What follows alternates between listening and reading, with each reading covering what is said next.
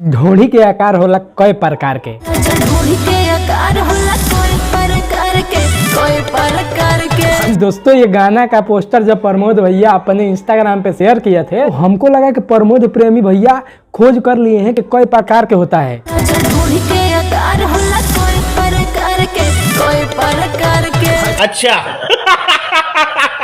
मतलब मैडम भी कहता रही कि कई प्रकार के होला, बहुत प्रकार के होला। एक आज ले था पता नहीं लागल कि कई प्रकार के होला, लेकिन साला हम भरोसा कर ले प्रमोद भैया पे कि कहीं ई खोज ले बड़न के कई प्रकार के होला। साला ई तो नासा के वैज्ञानिक आज ले पता ना कर पहले सुन के ढोढ़ी कई प्रकार के होला, तो ये लोग कहाँ से बता दी।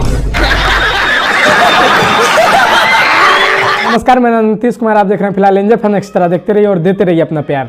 दोस्तों हम बता दूं इस गाने का स्टोरी, प्रमोद प्रेमी का शादी हुआ है, प्रमोद प्रेमी के ये वाइफ बनी है और प्रमोद प्रेमी रात को छुप के इनका देखे हैं।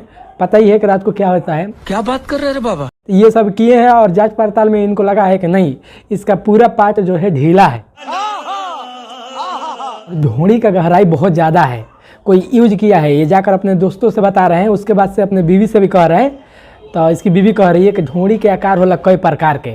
मतलब वो समझा रही है कि आप टेंशन मत लीजिए, हम किसी को यूज नहीं करने दिए हैं, बहुत प्रकार का, सबका अलग अलग होता है। तो दोस्तों आप लोग ये गाना सुने कि नहीं सुने हैं? भोजपुरी से मैं बोला था ना ढोढ़ी कभी नहीं जाएगा, ढोढ़ी लहंगा चोली ये सब कभी नहीं जाएगा। तो आप लोग ये गाना सुने कि नहीं सुने हैं कमेंट करके जरूर बताइएगा, और चैनल पर नहीं तो चैनल को सब्सक्राइब कर लीजिए। तो चलिए मिलते हैं अगले वीडियो में, तब तक के लिए बाय बाय।